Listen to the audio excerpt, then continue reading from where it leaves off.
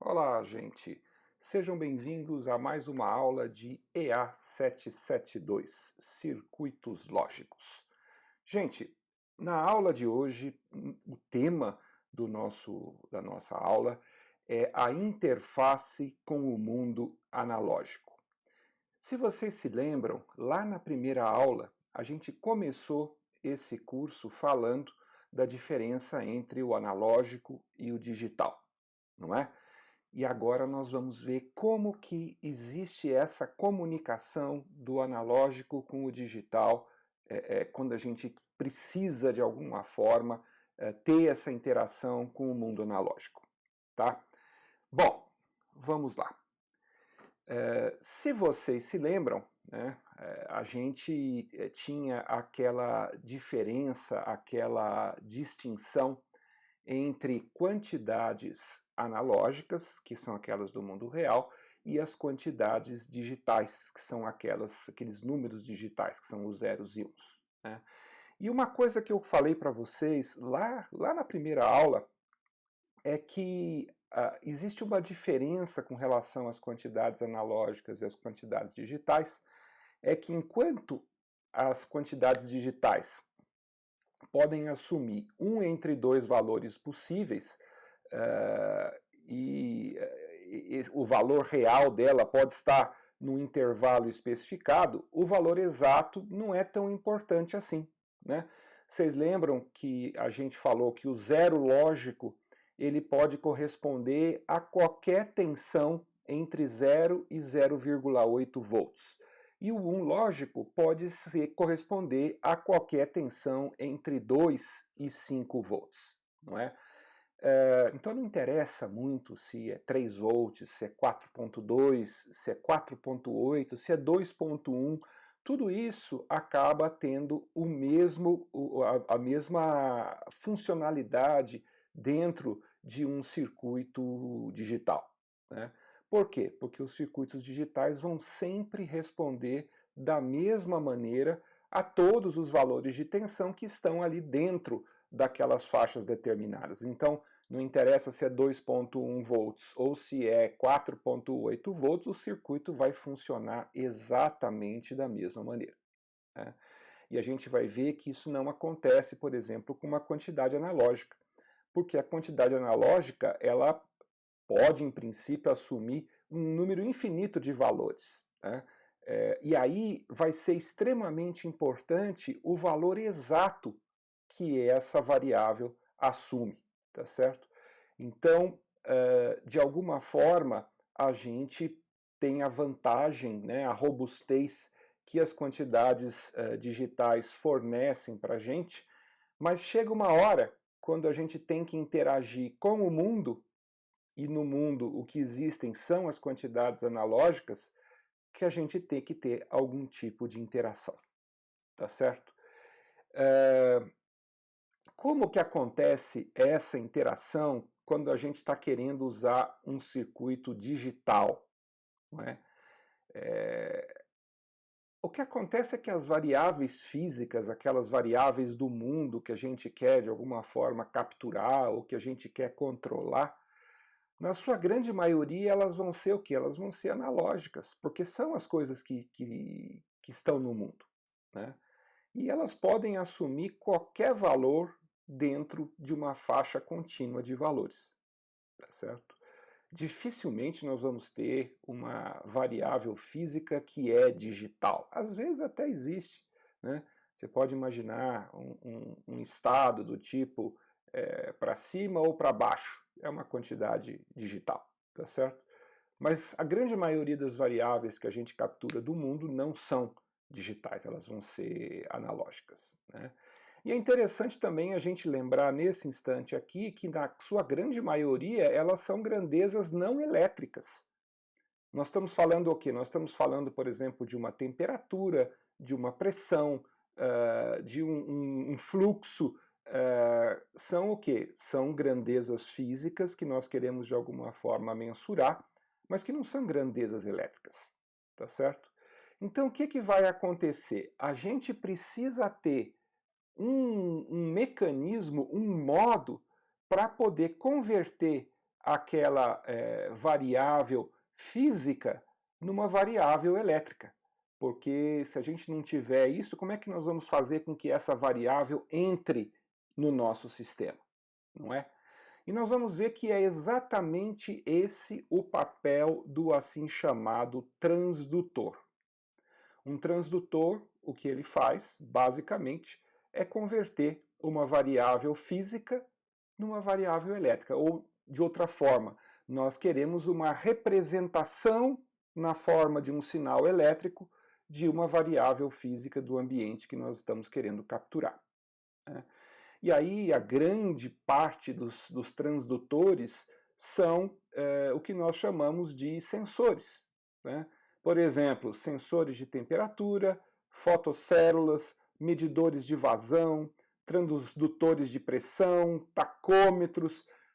Pode ser qualquer tipo de sensor que, de alguma forma, de um lado, ele pegue aquela variável física e do outro lado nós vamos ter o quê? Uma grandeza elétrica, normalmente uma tensão, embora alguns transdutores podem ser transdutores de corrente, mas a grande maioria desses transdutores é um transdutor que codifica, né, ou representa aquela variável física na forma de uma tensão elétrica, tá certo?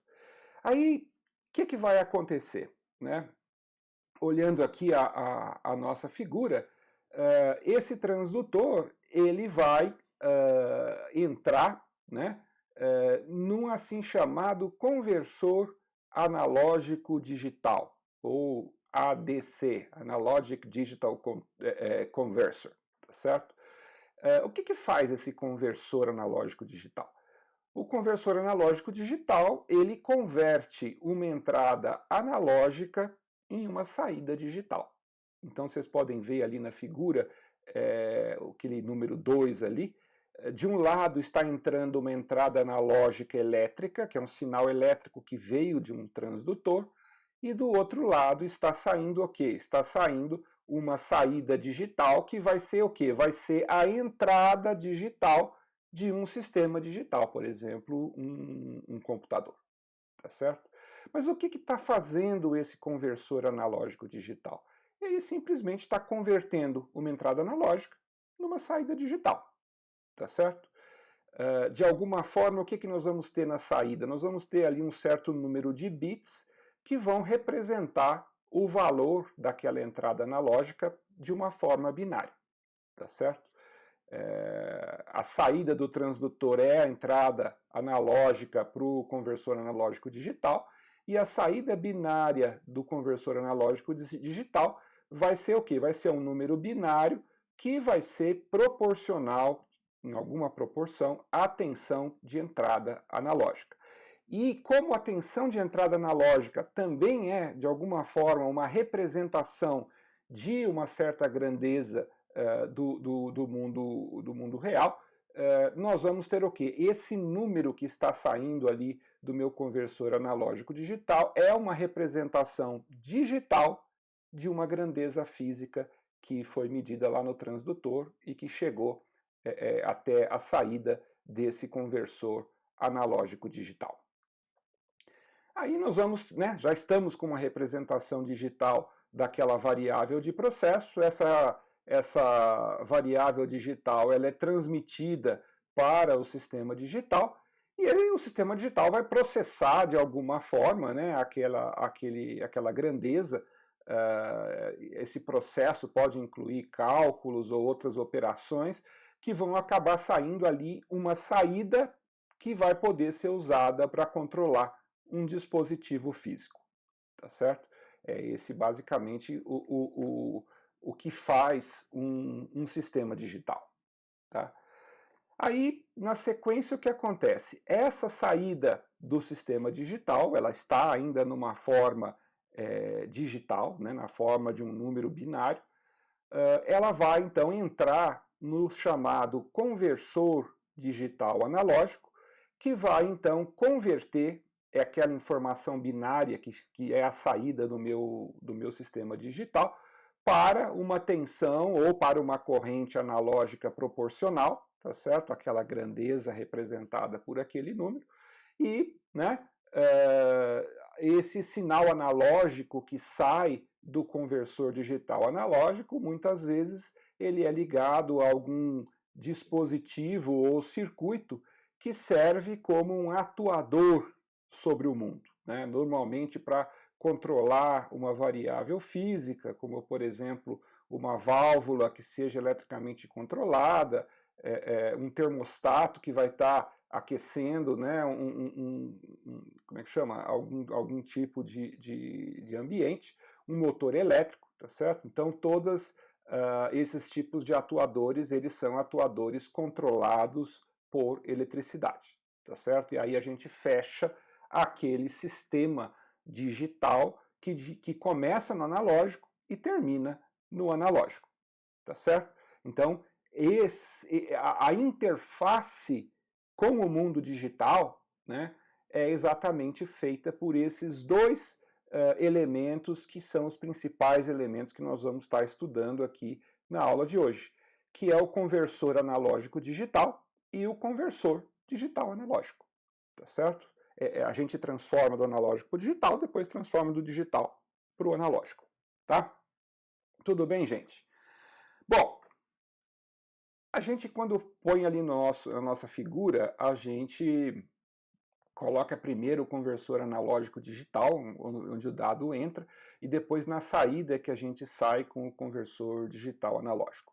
Mas aqui nós vamos inverter a ordem de estudo dos dois, por quê? Porque o conversor digital analógico, normalmente ele tem um funcionamento mais simples, então nós vamos estudar primeiro o conversor digital analógico, inclusive porque muitos conversores analógico-digital usam internamente um conversor digital analógico. Pode parecer um pouco confuso, mas quando chegar lá na frente, vocês vão entender por que isso é necessário, tá certo? Bom, o que é um conversor digital analógico? A gente tem, de alguma forma, um valor, que é uma representação em código digital de alguma grandeza do mundo, e esse valor ele vai então ser convertido pelo conversor digital analógico numa tensão ou numa corrente que seja proporcional àquele valor digital. Tá? Então aqui nós temos, por exemplo, um conversor digital analógico de 4 bits, tá certo? Então nós temos uma entrada digital de 4 bits e nós temos uma saída analógica do lado de lá, da direita, tá certo? Vocês percebem que o conversor digital analógico, normalmente, além das entradas e das saídas, ele também pode ter, né, uma tensão de referência. Nesse exemplo aqui é uma tensão de referência só positiva, mas às vezes a gente tem também positiva e negativa, né? Depois alguns exemplos ali mais à frente vão aparecer esse outro caso aí quando tem duas tensões de referência. Para que serve essa função de referência?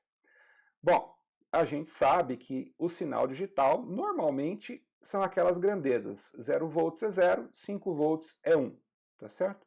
Mas o sinal analógico, eu posso ter uma excursão num espaço totalmente arbitrário, tá certo? Então a gente precisa ter uma referência para poder gerar esse sinal analógico de saída, tá certo? Nesse caso aqui, a referência é aqueles 16 volts que eu estou entrando ali em cima, né, na tensão de referência, e nós vamos perceber ali pela tabela da direita que existe uma proporcionalidade entre a tensão que está sendo gerada ali na saída do meu conversor digital analógico e o valor binário da entrada. Tá? Então, se vocês forem olhar ali na tabela, o valor 0000, que representa o número zero do ponto de vista digital, vai ter uma saída de 0 volts. Tá? O número 0001, que representa o número 1, vai ter uma saída de 1 volt. Tá certo? E vocês vão ver que essas grandezas elas vão estar aumentando ali o tempo todo, até que o 1111, né, que é o último número que pode ser representado em 4 bits, que representa o número 15, vai estar gerando lá no meu conversor digital analógico 15 volts, tá certo? Mas observem que nesse caso a gente fez de propósito para ter essa conexão, né? Mas eu poderia ter outra conexão, eu poderia fazer esses valores, por exemplo, entre 0 e 9 volts.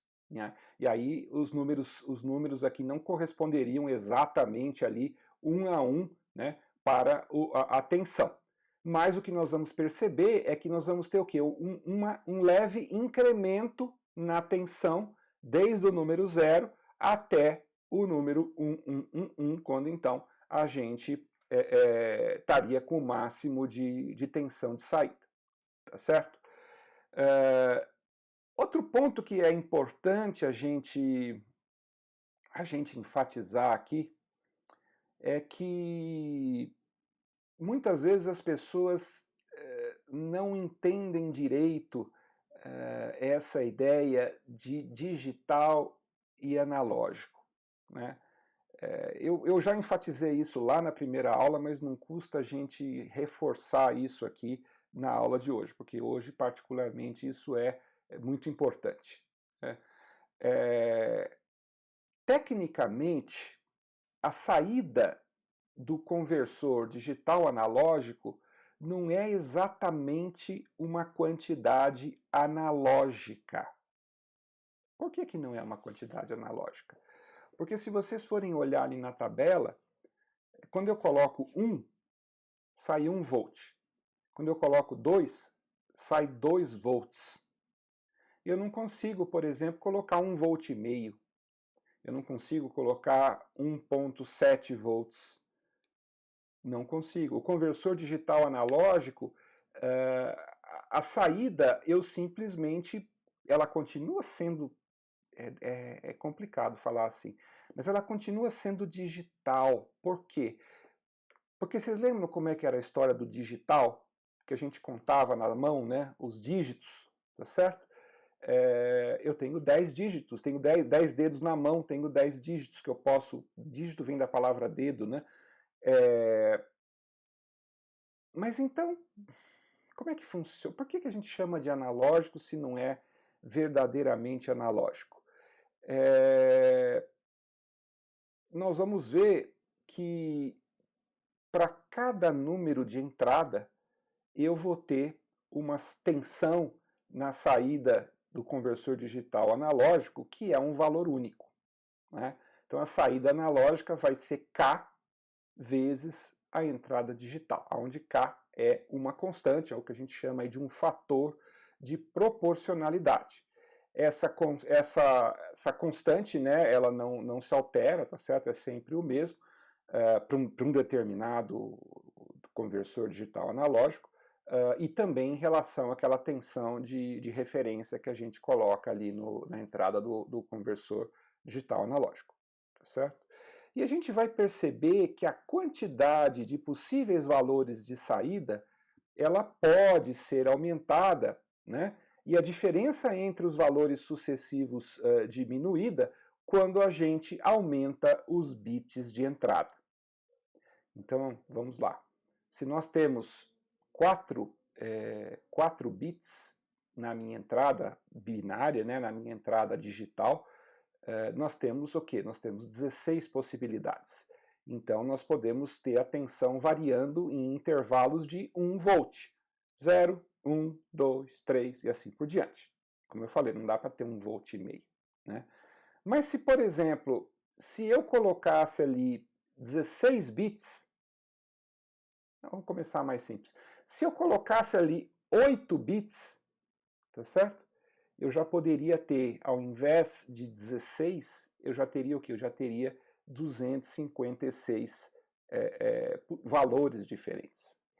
E vocês percebem que à medida que nós vamos aumentando o número de bits, né, nós vamos gradativamente fazendo com que a nossa saída seja mais parecida de fato com uma quantidade analógica, né, que teoricamente deveria variar continuamente ao longo de um intervalo de valores. Mas na saída de um conversor digital analógico, ela vai ter valores exatos, né? E nós vamos ter o quê? Um delta de tensão que para cada incremento no número digital eu vou incrementar aquele delta de uma maneira fixa, tá certo? Quanto maior quantidade de bits que eu tiver no meu número digital, maior o número de estados intermediários e aquela forma de onda que eu vou gerar com o meu conversor digital analógico, ela vai ser bastante próxima da onda real, que essa sim ela é contínua, tá certo? A gente poderia até, se a gente quisesse ser muito estrito, né, a gente pode usar o que a gente chama aí de um filtro, né, colocar um resistor e um capacitor ali na saída, e aí o que acontece? Aquele sinal exato, né, ele ia começar a variar, ele poderia se transformar de fato num sinal contínuo, mas a gente pode perder também um pouco aí da resolução, da precisão nesse processo de conversão, tá certo? Então a gente vai dizer o que? A gente vai dizer que a saída de um conversor digital analógico, ela é o que a gente chama de pseudo-analógica, porque ela não é verdadeiramente analógica, né? Mas, na medida que nós vamos aumentando a quantidade de bits que a gente usa, ela vai se aproximando ao que seria aí uma forma de onda analógica pura, tá certo? Então é importante fazer essa ressalva para a gente entender que de fato ele não gera um sinal analógico, mas ele gera um sinal que fica muito próximo do analógico e que para a grande maioria dos casos a gente não consegue diferenciar, pelo menos não claramente, a menos que a gente use um equipamento apropriado para poder verificar ali aquela diferença, tá certo? Bom, se a gente analisar o que está acontecendo dentro do meu conversor digital analógico, nós vamos ver que cada um dos bits do meu número binário vai contribuir com um valor diferente para a saída analógica, né? É como se tivesse uma constante, né? um peso que é aplicado para cada bit que tem o valor 1, e para cada bit que tem valor 0 ele não é aplicado, tá certo? Então, se vocês olharem aqui na tabela da esquerda, vocês vão ver o quê? Que se eu colocar no meu conversor digital analógico 0001, ou seja, colocar 1 somente no bit menos significativo, nós vamos ter 1 volt na saída. Se nós colocarmos 0010, nós vamos ter 2 volts na saída. Se nós colocarmos 0100, nós vamos ter 4 volts. Se nós colocarmos 1000, nós vamos ter 8 volts. Então dá para vocês perceberem, né, que a tensão que é acrescentada na minha saída, ela é proporcional àquela mesma regra de formação aí de um número binário, né? Um bit ali naquela entrada A vai valer 1 volt na saída. Um bit na entrada B vai valer 2 volts. Um bit na entrada C vai valer 4 volts. E um bit na entrada D vai valer 8 volts. Se eu tiver bits 1 e mais de uma entrada, eu vou somando, tá certo?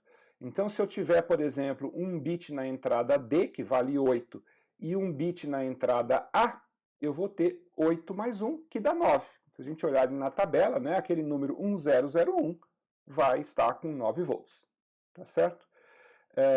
Então, é como se eu tivesse um peso ali que está sendo acrescentado aí para cada dígito binário, e esse peso ele é dobrado sucessivamente, né, desde o bit menos significativo até o bit mais significativo, tá certo? a tensão de saída do conversor digital analógico, o Vout ali que está indicado ali na figura, ele pode ser considerado a soma ponderada das saídas digitais, tá certo? Nada de misterioso aqui, gente, a gente está só falando mais ou menos o óbvio. É que às vezes é importante a gente falar o óbvio, porque aquilo que é óbvio para a gente nem sempre é óbvio para todo mundo. Então a gente deve colocar essa pontuação. Tá?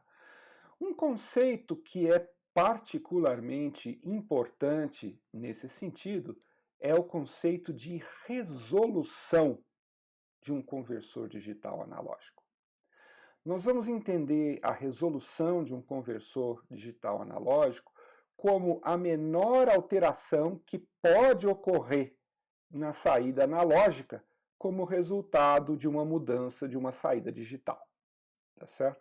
Então, se nós formos olhar aquele conversor digital analógico naquela configuração que a gente tinha mostrado no slide anterior, nós vamos dizer que a resolução daquele conversor analógico é de 1 volt.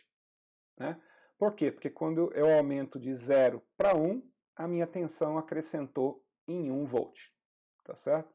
Então, vamos, por exemplo, imaginar, né, que eu tivesse ali na entrada daquele meu conversor digital analógico um contador de 4 bits, né, que começa no 0000, e a cada pulso de clock ele vai incrementando 1 naquele meu número binário. Esse número binário, ele alimentando um conversor digital analógico que tenha, no caso, uma resolução de 1 volt, ele vai gerar essa onda que está aí à direita. Né? Vocês percebem que para cada pulso de clock, o que está acontecendo? Está aumentando em 1 volt a tensão, até chegar lá no 15 volts. Aí, quando aquele meu contador ele sai de 1, 1, 1, 1 e volta para 0, nós vamos ter o que acontece ali no topo da onda, aquela onda desce, tá certo? E aí começa a subir de novo, tá? Isso aqui é uma onda que a gente costuma chamar de onda dente de serra, tá certo? É só para vocês irem acostumando, né? Ela é triangular, é uma rampa na subida e depois ela desce de maneira abrupta, tá certo?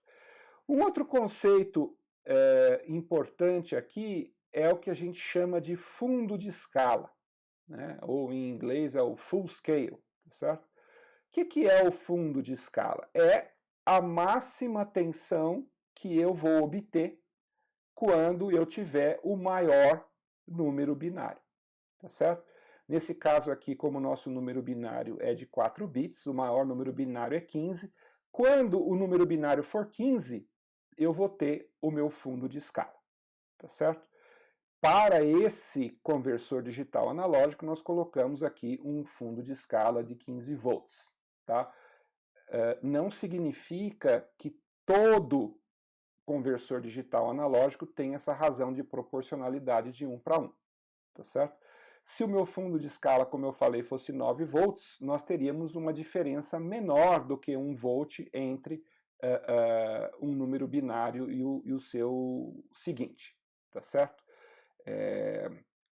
A gente, então, diz que essa resolução do nosso conversor digital analógico, ela é o tamanho desse degrau aqui nessa minha forma de onda. Repara que a gente está sempre subindo ali, né, de degrau em degrau, tá certo? E isso aí pode ser, no nosso caso aqui, de 1 volt, mas podia ser 0,7 volts, podia ser um valor quebrado, 0,78579,6, enfim, pode ser qualquer coisa. E esse qualquer coisa vai depender basicamente do quê? Do nosso fundo de escala e do número de bits que o número está sendo representado, tá certo? Basicamente é isso.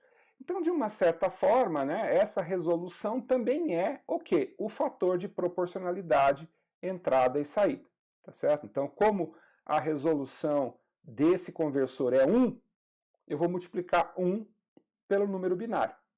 Se o nosso fundo de escala fosse 7,5, ou seja, quando eu colocasse saísse ali 7,5 volts, né, nós diríamos que a resolução do conversor seria meio e o fator de proporcionalidade também seria meio, tá certo? De novo, gente, eu só estou aqui repetindo o óbvio, tá? Não tem absolutamente nada de muito complicado aqui, mas a gente precisa ter isso bem sedimentado para poder seguir adiante, tá? Até agora, nós tínhamos aí uma ideia de que o zero era sempre zero e o 1 seria algum valor de referência. Mas nós vamos ver que não é necessário que isso seja dessa maneira, né? Vão existir aí os conversores digitais analógicos, chamados de bipolares, que podem gerar tensões negativas também, né?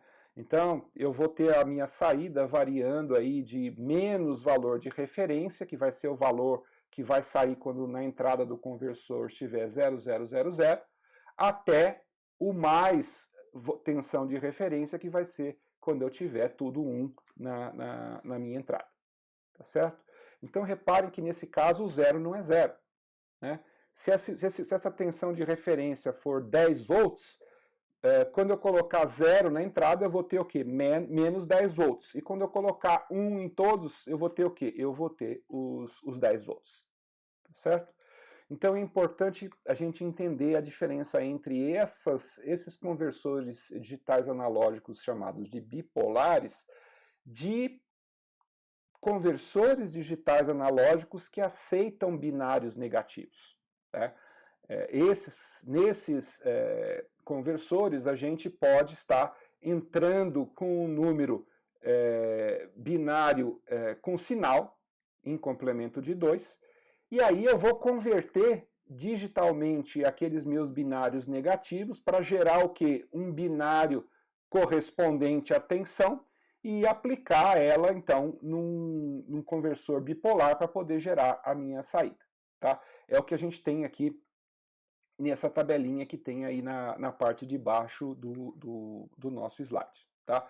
Então observem ali que em complemento de 2, o maior número positivo, ele começa com 0 e tem todos os bits iguais a 1, tá certo? Esse número binário, ele vai ser convertido num outro número binário, que é o 1111, tá certo? E esse aí vai ser, então, a entrada daquele meu conversor digital analógico bipolar para me gerar o valor, mais o valor de referência, tá? O meu valor ali, 0000, né? Ele vai ser convertido em 1000, que é exatamente o valor intermediário, para poder representar o 0 volts. E o valor mais negativo, né, que é sempre o número 1, e todo o resto 0, ele vai ser convertido para o 0000, para que vai ser a parte mais baixa da escala, que vai estar em menos a tensão de referência, tá? Também aqui não tem nada de extraordinário, tá? É lógica pura, tá certo? Mas a gente tem que entender, quer dizer, eu estou convertendo um número binário em outro número binário e estou entrando esse outro número binário no meu conversor digital analógico, e o resultado é que esse conversor digital analógico ele vai aceitar um número binário com sinal na entrada, tá certo? É só uma artimanha que pode ser útil para a gente se a gente quiser representar uma forma de onda que oscila, né, entre mais e menos uma tensão de referência. Tá ok? Também aqui nada de extraordinário. E como é que a gente implementa esses conversores digitais analógicos? Como que a gente cria um circuito que gera esse conversor digital analógico? Para a gente entender esse circuito, a gente vai ter que introduzir aqui para vocês o conceito de um amplificador operacional, tá? Um amplificador operacional é um circuito eletrônico, tá? Vocês vão estudar o amplificador operacional em detalhes num curso mais à frente que vocês vão fazer de eletrônica digital. Então nós não vamos entrar aqui no funcionamento interno do amplificador operacional. Mas a gente vai dar alguma ideia para vocês do que o amplificador operacional faz. E vocês vão ver que o amplificador operacional faz um monte de coisa. Esse circuitinho é um dos circuitos mais úteis que a gente tem na eletrônica, né? Basicamente ele é o quê? Ele é um circuito integrado que é capaz de amplificar um sinal de entrada e aí que entra a questão interessante, realizar operações matemáticas, como por exemplo, soma, subtração, derivação, né, derivada, integral, a integração, multiplicação de tensões e correntes, né?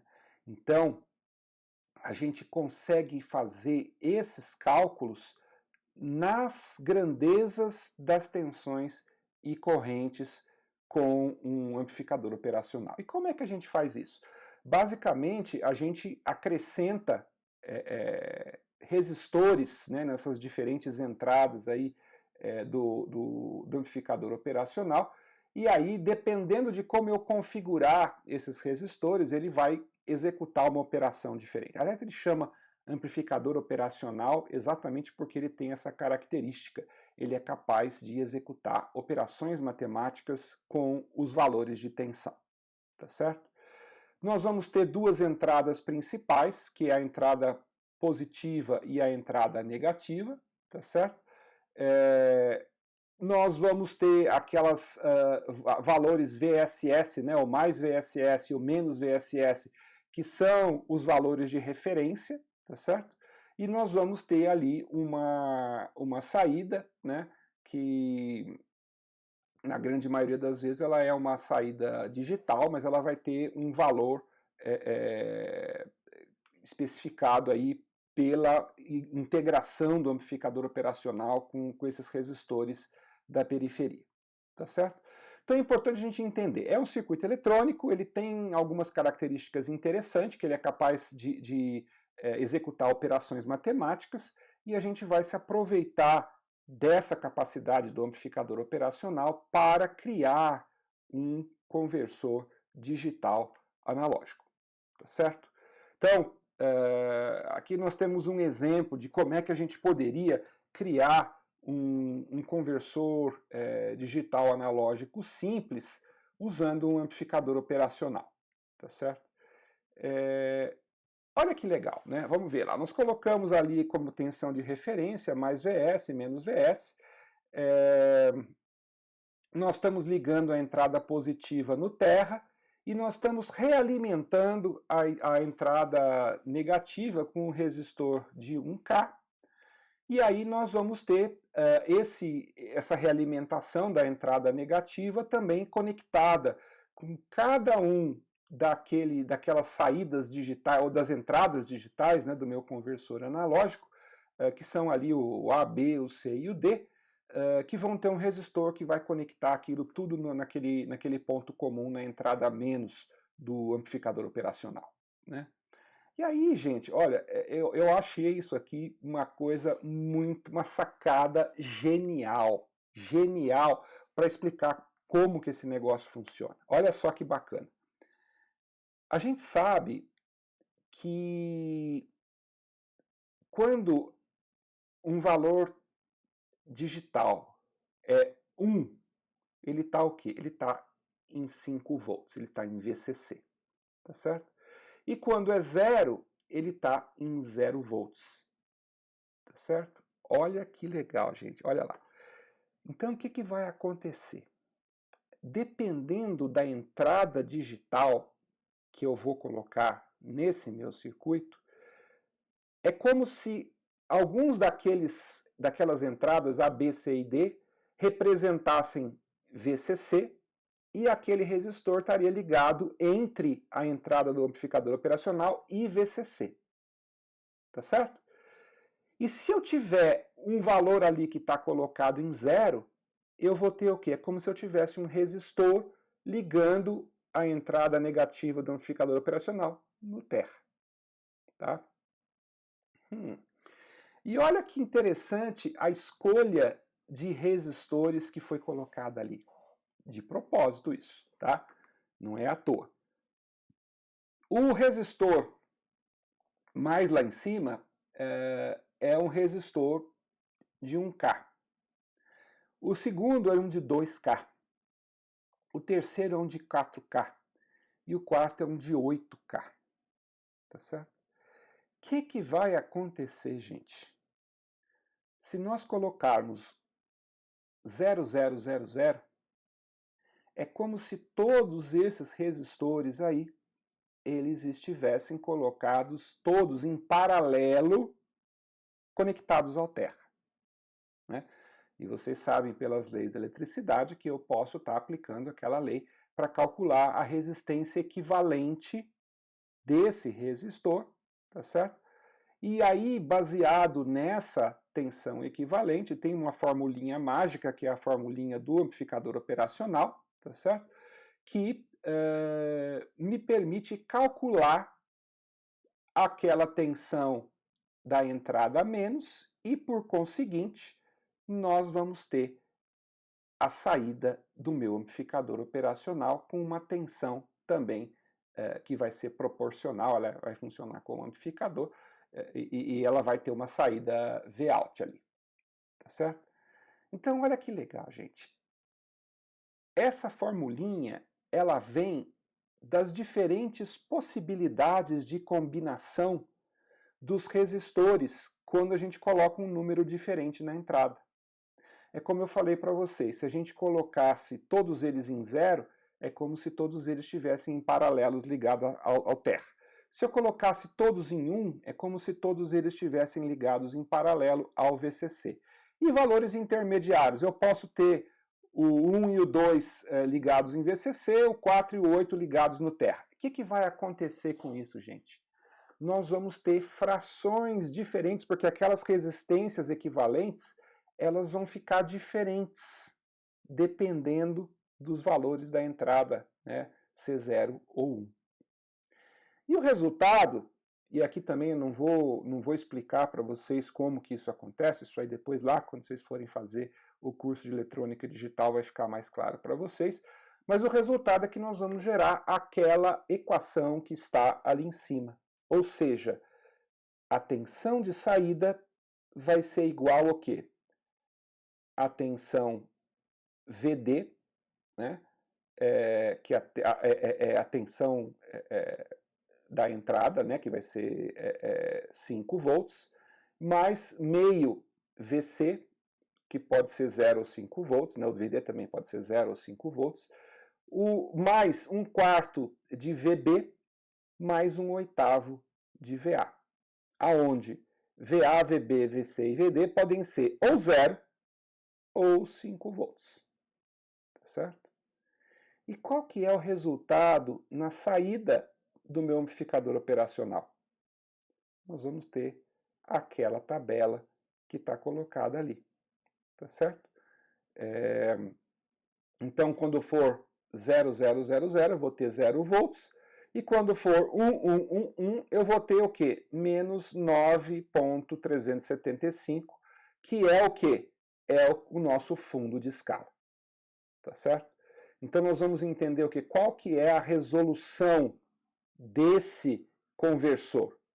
É 0,625, por quê? É o valor que está sendo incrementado de tensão, no caso decrementado, porque essa tensão ela é negativa, tá certo?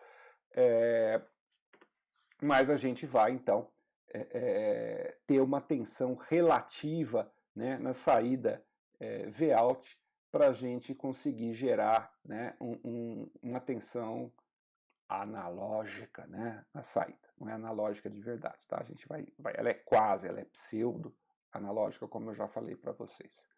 Mas vocês viram que legal, gente, essa técnica? Né? É óbvio que a gente precisa entender como que o amplificador operacional funciona. Mas assim, dá para entender, né, que as diferenças daquelas combinações dos resistores em VCC ou em terra vão causar um desequilíbrio ali no funcionamento do amplificador operacional que vai acabar gerando uma tensão diferenciada na saída, tá certo? Bom, é como eu falei para vocês, gente, isso aqui é um conversor digital analógico quase que ideal, né? Por que quase que ideal?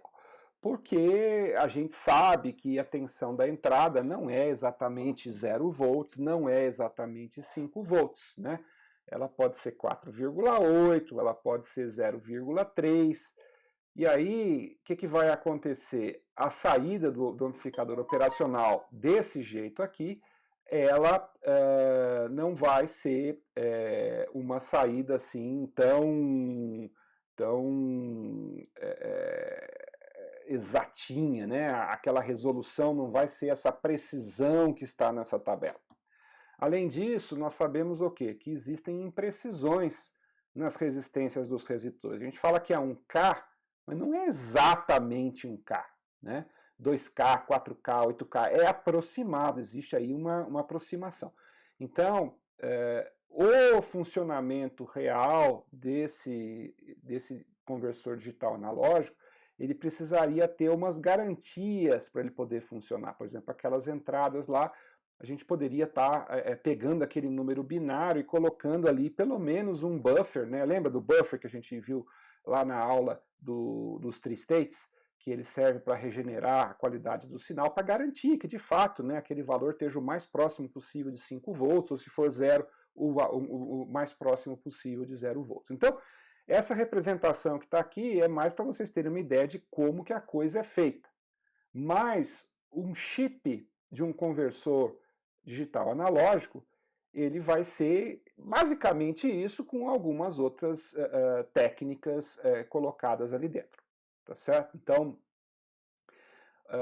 o objetivo nosso aqui não é entrar na eletrônica da coisa, mas é mais para dar uma ideia, dar uma visão para vocês de como que é feito esse processo de conversão digital analógico, mesmo porque a gente não pode assumir que vocês tenham nenhum conhecimento de eletrônica, né? A gente só assume que vocês têm aquele conhecimento de eletricidade básica que veio aí do segundo grau, que é saber fazer resistência equivalente aí de resistores em série ou em paralelo, tá certo? O resultado vai ser essa equação, a gente coloca essa equação para funcionar e a gente vai ter o quê? A gente vai ter os valores das saídas aí para cada uma daquelas possíveis entradas digitais, tá certo? Então, seria o nosso conversor digital analógico mais simples, tá? Bom, aí tem as especificações que a gente vai precisar para um conversor digital analógico, né? A primeira delas é aquela que a gente já falou, é a resolução. A gente já sabe que a resolução depende do número de bits, né? E aí os fabricantes normalmente, apesar da gente ter falado lá atrás que a resolução é de 1 volt, os fabricantes, eles normalmente definem a especificação da resolução pelo número de bits. Então eles vão falar assim, é um conversor digital analógico de 8 bits, ou um conversor digital analógico de 10 bits, tá certo? Por quê? Porque isso explica a resolução. Se você colocar a atenção de referência, você acha aquela resolução em tensão que a gente tinha colocado antes para vocês, tá certo? Mas no jargão é muito comum as pessoas falarem, a resolução desse conversor é de 4 bits, ou de 8 bits, ou de 16 bits, sei lá, alguma coisa nesse sentido, tá? Então isso é a resolução, tá? Outra coisa é a precisão. O que é a precisão? A precisão pode ser definida de duas maneiras diferentes, tá? Eu posso estar definindo ela na forma de uma precisão de um erro de fundo de escala, tá certo? Então eu vou ver o quanto que o valor ideal pode se desviar desse valor ideal e vou dividir pelo fundo de escala. E isso aí vai dar o meu erro de fundo de escala, tá certo? É o desvio máximo da minha saída do conversor do valor esperado expresso na forma de uma porcentagem do fundo de escala, né? Então, uma porcentagem do full scale, tá certo? Observem que esse mesmo erro ele pode ser definido de maneira diferente na forma de um erro de linearidade, né? Então, vamos imaginar aí, né, qual que é a diferença? O erro de linearidade, em vez de eu dividir aquele valor do desvio máximo pelo valor do fundo de escala, eu vou dividir pelo tamanho do degrau. Vocês percebem como é absolutamente a mesma coisa? Quer dizer, dado o erro no fundo de escala, eu consigo calcular o erro de linearidade, desde que eu saiba o número de bits. Eu preciso saber de quantos bits é o conversor. Mas desde que eu saiba de quantos bits é o conversor, eu consigo converter essa minha precisão como erro de fundo de escala para um erro de linearidade e o vice-versa, de um erro de linearidade para um erro de fundo de escala. Tá certo? Então dá para vocês até imaginarem algumas das questões que nós vamos colocar depois para vocês aqui referentes a essa aula. Provavelmente vai ter alguma questão ali para fazer conversão, né, da precisão de um formato no outro e assim por diante. Mas como eu falei, é bem tranquilo, não tem nada de excepcional, uma matemáticazinha ali bem básica. Tá? Um outro tipo de erro que é importante é o chamado erro de offset. O que é o erro de offset? É o erro na tensão de saída do conversor quando a mesma deveria ser igual a zero. Então, assim, aquela tabelinha está exemplificando. Então, vamos imaginar que eu tenho ali 000 na entrada, que deveria, de maneira ideal, sair com 0 milivolts na saída. Mas na prática, o que vai acontecer? Se você colocar um multímetro ali na saída, você vai ver que ele tem 2 milivolts. Tá certo? Milivolts, tá? Não é 2 volts, não. Senão o conversor é muito ruim. Mas 2 milivolts. E vocês percebem que o erro de offset ele é exatamente o mesmo para todas as grandezas? Né? Quando a saída deveria ser 100 milivolts, vai ter 102.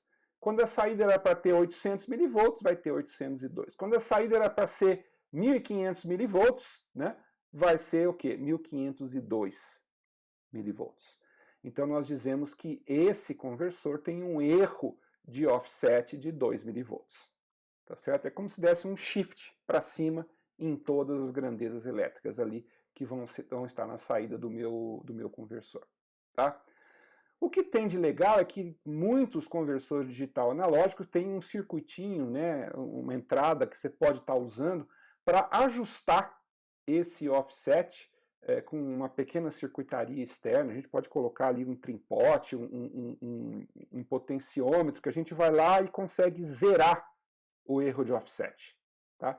Por quê? Porque isso aí vai depender muito de como que é a montagem do circuito, como é que a coisa funciona. Então, muitas vezes, sempre vai existir um pequeno erro de offset, tá?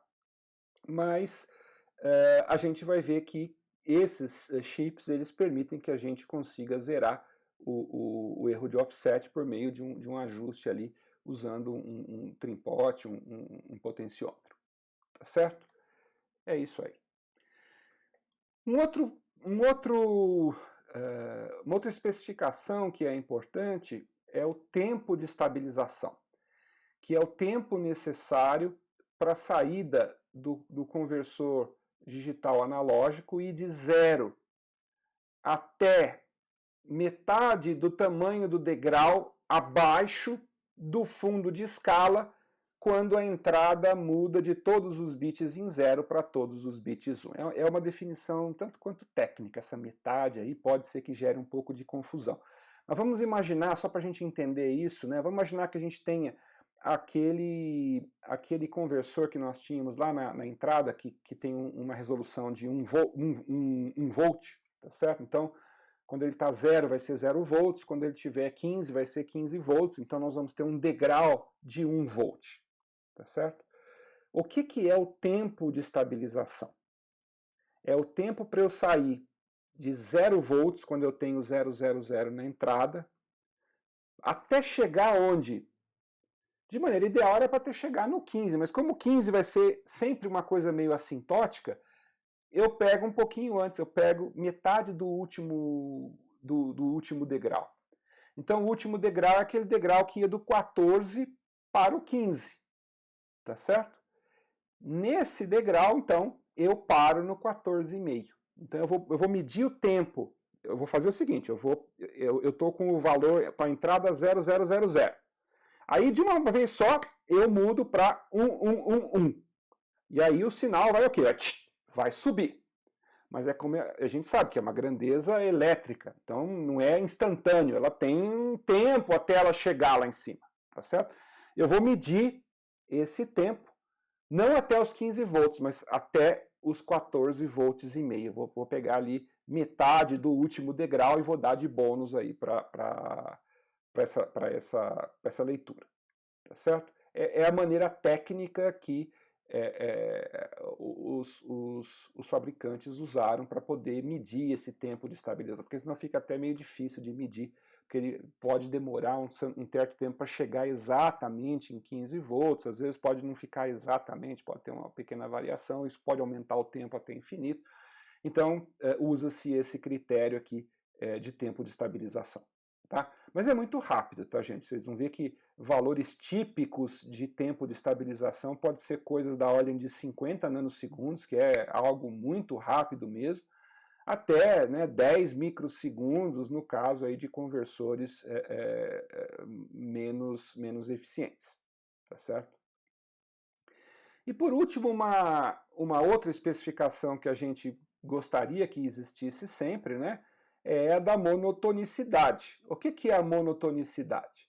A gente vai dizer que um conversor digital analógico ele é monotônico se a sua saída aumenta conforme a entrada binária é incrementada de um valor para o seguinte sem um degrau eventual para baixo. Por quê? Porque a gente sabe que é uma eletrônica ali, então poderia acontecer, eu aumentei, ele cai, depois ele sobe, entendeu?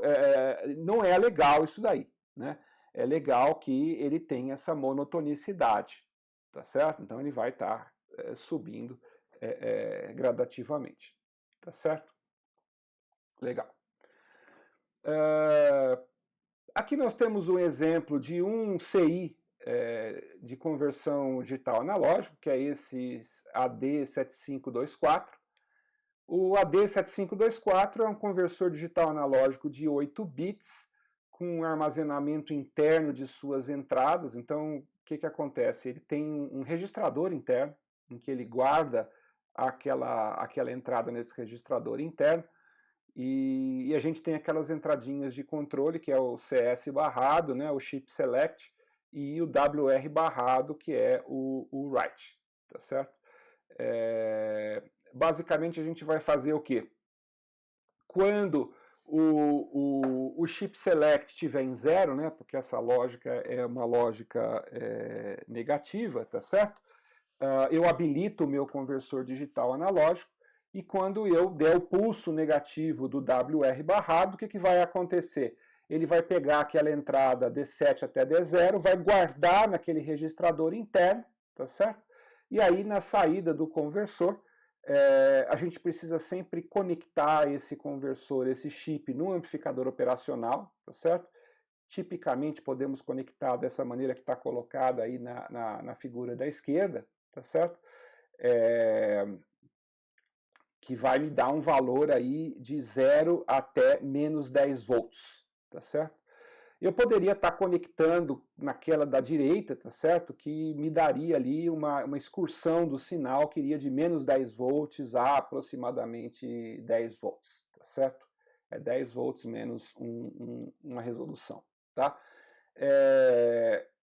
A gente vai ficar ali no da esquerda, que é mais simples, né? O da direita a gente teria que entender um pouco o funcionamento do amplificador operacional para poder entender essa lógica dos resistores aí que muda, né, o nível de excursão do sinal. Mas dá para vocês entenderem como é que funciona. Então a gente percebe o quê? Que esse conversor digital analógico, ele pode ser configurado para ter uma excursão de tensão diferente, desde que a gente altere ali a conexão dele com o amplificador operacional, tá certo? Se eu simplesmente conectar ele direto no amplificador operacional, a excursão do sinal de saída vai de 0 até menos 10 volts. Se eu conectar ele, por exemplo, com aquela outra configuração da direita, ele vai de menos 10 volts a aproximadamente 10 volts positivos, tá certo? seria uma configuração bipolar, tá certo? Estaria gerando aí um conversor digital analógico bipolar, tá certo? É mais para vocês terem ideia de como é que funciona um chip como esse, tá certo? Dentre as aplicações que nós podemos ter de conversores digitais analógicos, né, a gente pode estar usando isso para ligar um sistema digital a um sistema de controle, tá certo? Então, a minha saída digital do computador, ela pode ser convertida num sinal analógico que vai ajustar, por exemplo, a velocidade de um motor, vai aquecer um ambiente para aumentar a temperatura de um forno, ou vai poder controlar qualquer variável física aí que eu queira, tá certo? Então essa é uma das possibilidades mais comuns que a gente usa um conversor digital analógico. Podemos também usar conversores digitais analógicos para criar sistemas computadorizados para testes automáticos de circuitos, né? Então a gente sabe que muitos circuitos eletrônicos eu tenho que testar ele colocando uma certa tensão diferente nas entradas, tá certo? E medir o que acontece na saída, tá? Então, a gente pode usar um conversor digital analógico, por exemplo, para, dependendo da situação, a gente programar uma tensão diferente ali que vai estar saindo do conversor e que vai estar entrando no circuito eletrônico que eu quero testar. E aí eu posso usar um conversor analógico digital nas saídas desse circuito para verificar qual que é a tensão que se originou a partir daquela tensão de entrada. Então, o teste automático também pode ser uma aplicação do conversor digital analógico, tá? A gente pode usar um conversor digital analógico para reconstruir um sinal, né? Toda vez que eu tiver um sinal analógico que é digitalizado, eu posso usar um conversor digital analógico para reconstruir o sinal original, tá certo? Então, o exemplo mais típico aqui é um sinal de áudio, né? Eu tenho, por exemplo, um sinal de voz, eu digitalizo esse sinal de voz, ele fica de forma digital, e aí depois eu vou usar um conversor digital analógico para gerar de novo uma tensão que eu posso colocar na entrada de um alto-falante, e esse alto-falante então vai tocar a música ou vai reproduzir a voz que havia sido digitalizada originalmente, tá certo? Então eu posso usar o conversor também para reconstrução de sinais. Um caso interessante, né, é que a gente pode usar um conversor digital analógico para fazer a conversão analógico-digital. Nós vamos mostrar daqui a pouquinho para vocês como é que a gente faz isso. Então é um uso curioso do conversor digital analógico. Podemos usar um conversor digital analógico para o controle de amplitude digital, né? A gente pode usar aí um conversor para reescalar um sinal analógico para novos níveis. Então, se eu quero, por exemplo, controlar um volume, eu posso estar modificando a entrada de referência, né? E é só mexendo na entrada eu estou mudando o volume do sinal analógico da saída. E a gente pode ter os conversores digitais analógicos que a gente chama de seriais, né? O que é um conversor digital analógico usado como uma DAC serial? Imagina que eu tenho um certo conjunto de sinais analógicos que eu quero enviar à distância, tá certo? E a gente sabe que para enviar um sinal analógico à distância, às vezes isso daí eu teria que ter N linhas para poder, né, e teria uma perda no meio da linha. A gente sabe que é um negócio que é complicado, tá? Mas a gente pode fazer o quê? A gente pode digitalizar aquele sinal analógico, né?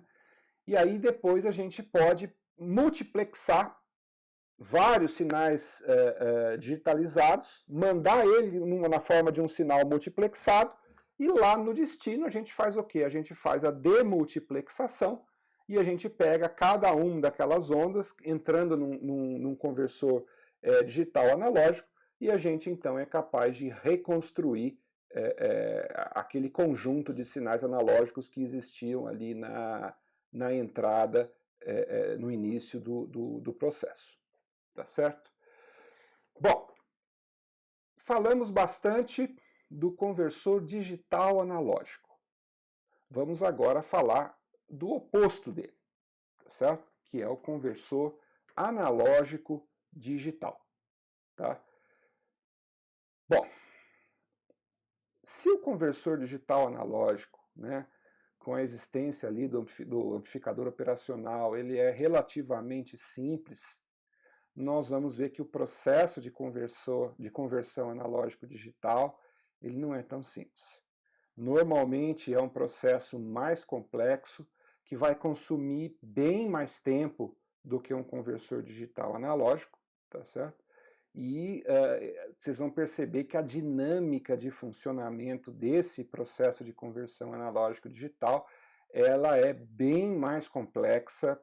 Nós vamos ver que tem várias possibilidades da gente fazer, implementar essa conversão, nós vamos ver algumas aqui, mas vocês vão ver que ela é bem mais complexa do que o caso do conversor digital analógico, tá? Essa figurinha aqui, ela de certa forma é uma espécie de uma visão geral de todos os métodos de conversão analógico-digital. Vocês vão entender isso daqui a pouquinho, tá? Como é que é o processo padrão de conversão analógico-digital? Nós vamos ter um amplificador operacional ali na entrada, tá certo? E ele vai estar operando numa configuração que é chamada de comparador, tá? Nessa configuração como comparador, ele vai ter uma saída digital. Nós vimos que no outro caso a saída era analógica, nesse caso aqui ela vai ter uma saída digital, que vai comparar aqueles dois sinais, tá certo? O sinal VA e o sinal VAX, que está na entrada do comparador, tá certo? E dependendo dele ser maior ou menor, né, o VA em relação ao VAX, eu vou ter uma saída ali que vai ser 1 ou 0, tá certo? Aí, o que vai acontecer? Eu vou ter um circuitinho que eu estou chamando aqui de unidade de controle, daqui a pouquinho nós vamos dar um exemplo de como é que é essa unidade de controle. É um circuitinho, essa unidade de controle, que vai receber esse sinal que vem ali do amplificador operacional funcionando como comparador, e ela vai também receber ali uma entrada de um clock, um pulso de command start e vai sair com um end of conversion, né, que é um outro pulso.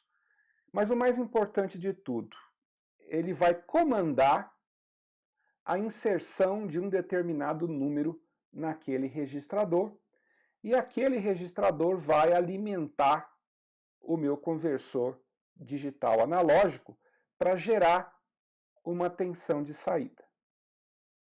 Vocês estão percebendo aonde que a gente quer chegar com isso? Vamos lá. É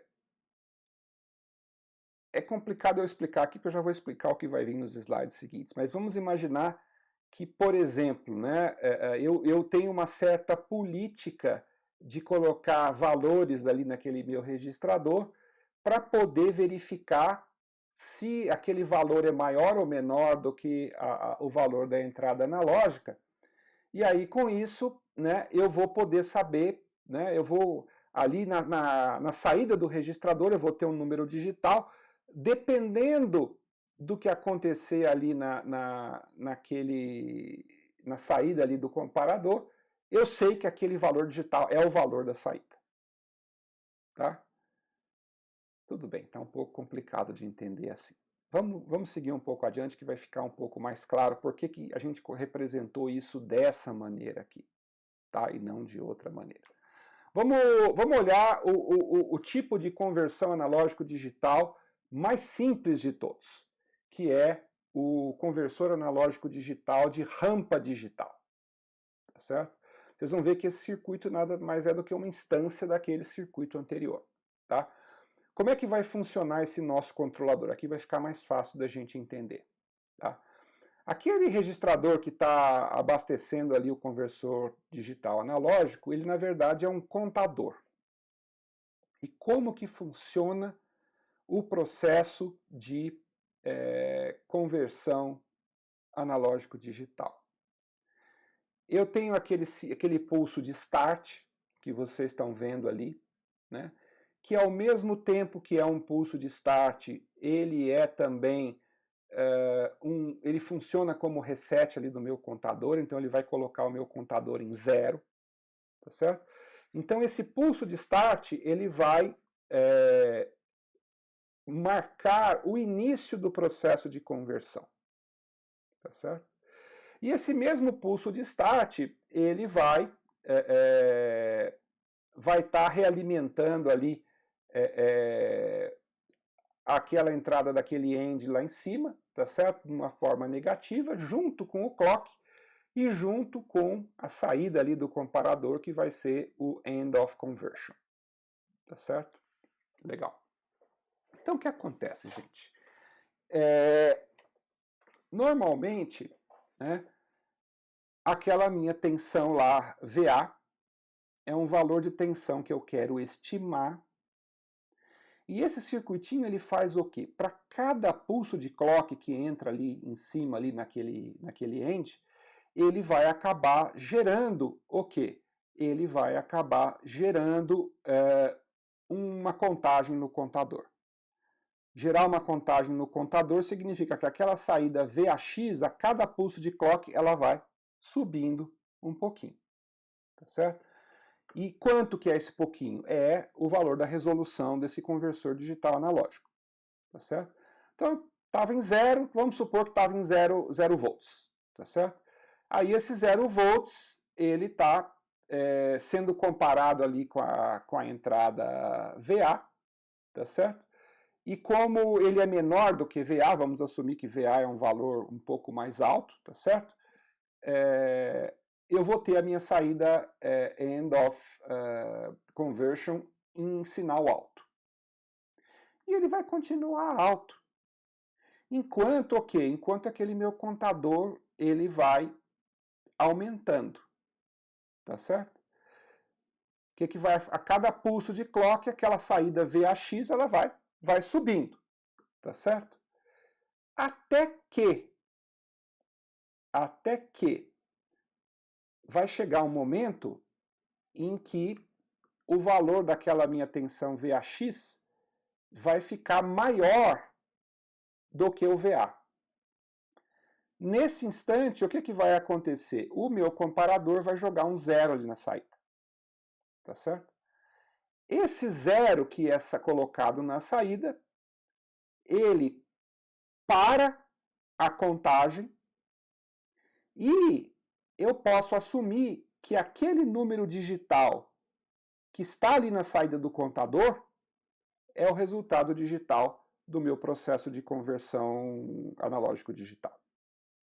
Vocês perceberam como é bem mais complicado do que o conversor digital analógico, né?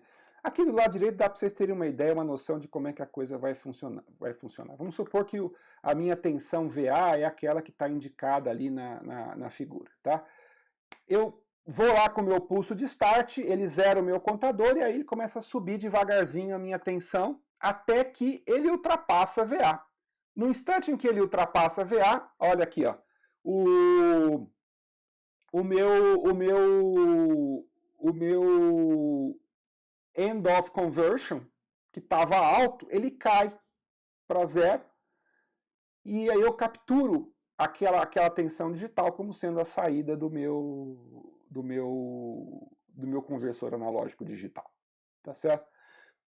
Então vocês percebem o quê? Vocês percebem que o meu tempo necessário para eu realizar um processo de digitalização desse conversor analógico digital vai ser o tempo de eu executar um certo número de pulsos de clock até que a tensão ela ultrapasse a tensão que está na entrada do meu conversor, que é o VA, tá certo?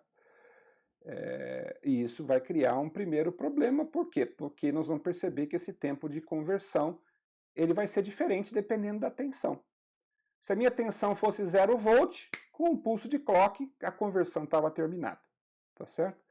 Se essa minha tensão estiver lá próxima do valor de referência, eu vou precisar o quê? Eu vou precisar de tantos pulsos necessários quanto são os números da contagem do meu contador. Tá certo? Então, se for um conversor de 4 bits, eu vou ter que ter pelo menos 16 pulsos até poder ter garantia que eu estou fazendo a minha conversão da maneira correta. Tá certo? Esse é o nosso conversor analógico digital de rampa digital. Tá certo? A gente sabe, né, que a precisão e a resolução de um conversor analógico digital é semelhante, até certo ponto, então, à resolução de um conversor digital analógico, e ela está ligada com o tamanho daquele degrau, ou seja, está ligado à resolução daquele conversor digital analógico interno que está sendo usado aí no conversor analógico digital, que é a menor unidade de medida. E aí, nós vamos ter o quê? Nós vamos ter o que nós chamamos de erro de quantização. Porque como aquela tensão ela vai subindo aos poucos, tá certo? Vai ter uma faixa intermediária que ele não vai ser capaz de medir adequadamente, né? Esse erro de quantização é o quê? É a diferença entre a quantidade real analógica que está ali na entrada do meu conversor e o valor digital associado. Ela é intrínseca ao processo de digitalização. Não tem como a gente vencer esse erro de quantização a não ser aumentando o número de bits. Tá certo? Então vocês vão ver ali que a gente pode variar, né? Por exemplo, ali naquela faixa que está sendo colocada ali a tensão de 3.72 até 3.73, então, por exemplo, 3.721, 3.722, 3.723, 3.724 até o 729, ele vai fazer o quê? Ele vai continuar medindo como se fosse 3,72. Só quando ele chegar no 3,73, que é o nível que é a resolução acima, né, é que ele vai, então, medir aquilo na forma de um número consecutivo, tá certo? Então, eu vou ter sempre o quê? Toda vez que eu tenho uma conversão analógico-digital, eu tenho um erro de quantização, que é proporcional à resolução do conversor digital analógico que eu estou usando internamente, tá certo? Nós vimos também que esse tempo de conversão ele é variável, porque ele vai depender da tensão da entrada, tá certo? Mas a gente tem o quê? A gente tem esse tempo máximo de conversão, né? O tempo máximo de conversão é o tempo que eu teria se a minha tensão de entrada do conversor analógico digital tivesse em seu valor máximo, ali no próprio valor de referência. Que vai ser o quê? Vai ser a contagem completa do meu contador. Tá certo? Tá claro isso, gente? Não tem nada aqui muito misterioso, não. Tá? Bom, para que a gente usa um conversor analógico digital? Né? A principal tarefa de um conversor analógico digital é realizar a aquisição de dados. Tá? A gente vai chamar a aquisição de dados o processo pelo qual dados analógicos são digitalizados, ou seja, são convertidos em formato digital e são transferidos, por exemplo, para a memória de um computador. Tá? Implícito a esse processo de aquisição de dados, existe um processo que é chamado processo de amostragem. O que é a amostragem? A amostragem é a aquisição do valor de um único ponto de um sinal analógico que é feito por meio, né, daquele processo que a gente viu ali anteriormente. Tá? Então vocês percebem que a amostragem ela pode ser custosa do ponto de vista de tempo. Tá certo? E a gente vai chamar de amostra, né, cada vez que a gente executa esse processo de amostragem, ele gera uma amostra que está sendo coletada num determinado instante específico de tempo. E aí a gente tem que entender o seguinte, se esse sinal analógico que está entrando no meu conversor analógico digital é um sinal que varia no tempo, né, para eu ter uma boa amostragem, o sinal analógico não deve variar muito de um instante para o próximo na amostragem. Porque se ele variar muito, nós vamos perder toda essa variação que aconteceu. Tá certo?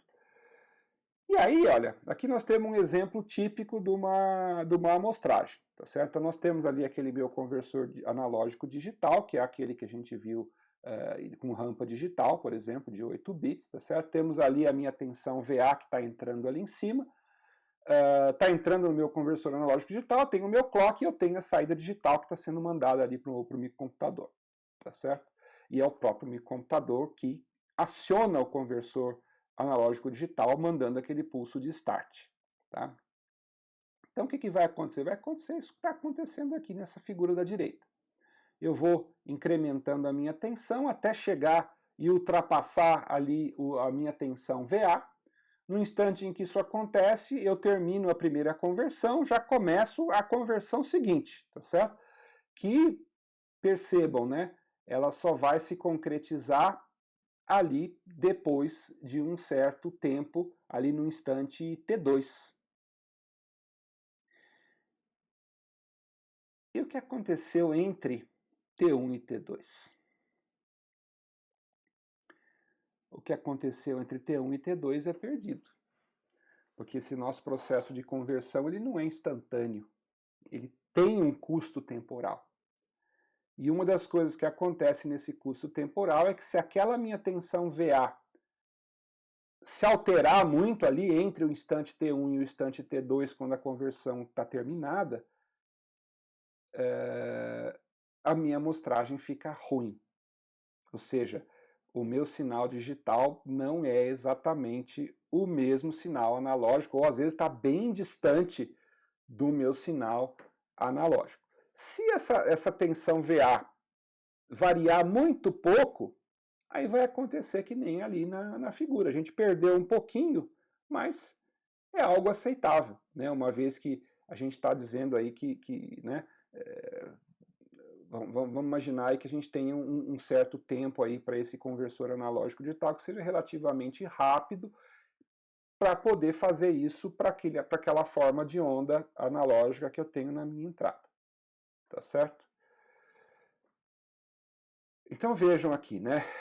O sinal analógico real é esse que nós temos aqui do lado esquerdo.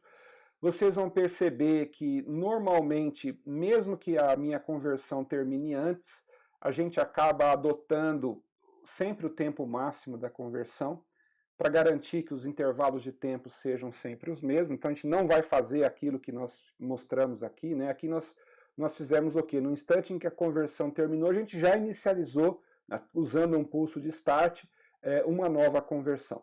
Tipicamente não é isso que a gente faz, a gente vai estar iniciando esse processo de conversão somente em intervalos periódicos, tá certo? Então, imaginem ali que a minha forma de onda original é aquela que está ali no gráfico da esquerda, e aí eu fiz amostragens ali em A, B, C, D, E, F, G, H, cada uma delas me gerou um número, tá certo? E esse número, então, é a digitalização desse meu sinal analógico, tá certo? Então ali eu tenho esse sinal digitalizado.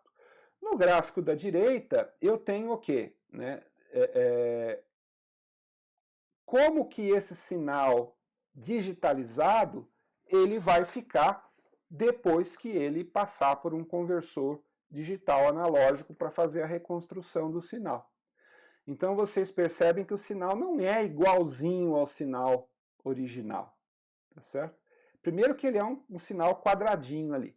E aí se a gente colocar ali um filtro, né, um resistor e um capacitor, a gente pode até deixar ele ali com a cara mais contínua, mas vocês percebem claramente que não é o mesmo sinal. Ele é uma aproximação do sinal analógico original. Então, toda vez que eu faço uma digitalização e reconstruo o sinal, existe pelo menos algum tipo de perda.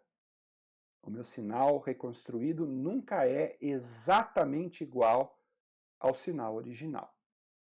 Por quê? Por causa do erro de quantização, tá certo? E por causa do tempo de conversão, tá? Então, se esse tempo de conversão ele for grande demais para a maneira com que esse sinal analógico varia no tempo, esse processo de conversão pode ficar bem ruinzinho, tá certo? Bem ruinzinho. Aqui não tá ruinzinho não, aqui tá bom, tá certo? Esse aqui é um caso que funciona bem, tá? Entretanto, pode acontecer um processo que a gente chama de falseamento, né? O falseamento ocorre quando eu faço esse processo de digitalização e depois faço a reconstrução, o meu sinal resultado da reconstrução não tem nada a ver com o sinal original. Nada a ver também é um exagero, mas assim, está longe demais, tá? E aí nós temos que entender algumas coisas que são importantes, né? E são coisas que também vocês vão ver no curso mais lá na frente, quando vocês estiverem mais adiantados no curso. Tá? Estou aqui adiantando várias coisas que vocês vão ver depois lá na frente. Tá? Dependendo da frequência de amostragem, eu posso ou não ter esse processo de falseamento. Tá?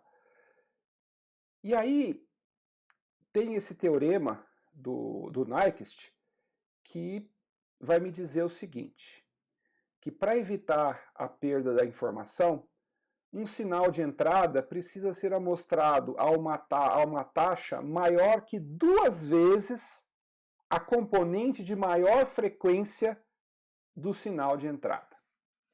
Tá certo? Então, por exemplo, a gente sabe que um sinal de áudio, né, que a gente consegue ouvir no nosso ouvido, tipicamente esse sinal varia de 20 Hz até 20 kHz, tá certo? Então, para que a gente consiga fazer uma amostragem desse sinal sem perder a informação completa, nós teríamos que amostrar esse sinal a 40 kHz, que é o dobro, tá certo? Por quê? Porque a maior frequência do sinal é 20 kHz, tá certo? Mas é óbvio que tem muitas pessoas que não conseguem escutar nem até 10 kHz, né? A pessoa com mais idade vai perdendo a capacidade de ouvir esses sons mais agudos, e aí se a gente fizesse essa amostragem em 20 kHz, a gente estaria gerando um sinal perfeitamente inteligível, tá certo? Mas aí o que está acontecendo é que o sinal não é igual ao sinal original. Então talvez vocês já tenham até, pelo menos imagino que vocês já devem ter trabalhado com sinal de MP3, né? O que é MP3? MP3 é uma forma de você digitalizar um sinal de áudio. Provavelmente vocês já escutaram músicas, né, nesse formato MP3. E aí no formato MP3 você vai definir o quê? A frequência de amostragem é um dos parâmetros que vai definir o tamanho do meu arquivo MP3, tá certo? E aí vocês vão perceber que para que esse sinal seja um sinal de qualidade, a gente tem que fazer essa amostragem pelo menos com 40 kHz.